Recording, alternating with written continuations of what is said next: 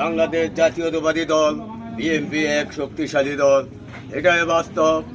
গত 5ই আগস্টে খুনি শেখ হাসিনায় পালিয়ে গেছে ভারতের মাটিতে। একদিন বলেছিল আওয়ামী লীগের দালালরা যে বিএনপির পায়ের নেচে বাংলার বুকে, বিএনপির পায়ের নেচে মাটি নয়।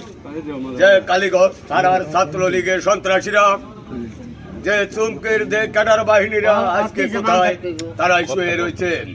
তাই আজকে আমার গাজীপুর 5 আসনের বাংলাদেশ জাতীয়তাবাদী দল বর্তমান গাজীপুর জেলার বিএনপির সংগ্রামী সবল সভাপতি, কালীগঞ্জের কৃতি সন্তান AKM ফজলুল হক মিলন ভাইয়ের চিন্তা দ্বারা আমার কালীগঞ্জের 8টি ইউনিয়নের উন্নয়নের দ্বারা 2001 সালে 1 অক্টোবরে দেশনেত্রী বেগম খালেদা জিয়া সারা বাংলাদেশে প্রধানমন্ত্রী ছিলেন।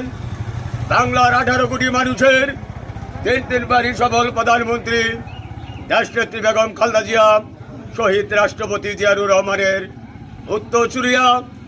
আপনারা দেখেছেন গত 17 বছরে দেশনেত্রী বেগম খালেদা জিয়া যে অবৈধ সরকার খুনি শেখ হাসিনাকে চিঠি দিয়ে বলেছিল যে বিদেশ চিকিৎসার জন্য, ওরাই বলেছে মরণ হলে বাংলার মাটিতে হবে।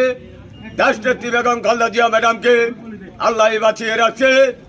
আমি দোয়া করি খালেদা জিয়ার ছেলে শহীদ রাষ্ট্রপতি জিয়াউর রহমানের পুত্র, ঢাকা মহানগরের বিএনপির সিনিয়র যুগ্ম মহাসচিব, সিনিয়র ভাইস চেয়ারম্যান এবং আগামী দিনের রাষ্ট্রনায়ক তারেক রহমানের নির্দেশনায় আমাদের ছাত্রদল, যুবদল, কৃষক দল ও শ্রমিক দল এবং স্বেচ্ছাসেবক দলের ভাইরা মাঠে নেমে কাজ করতে হবে।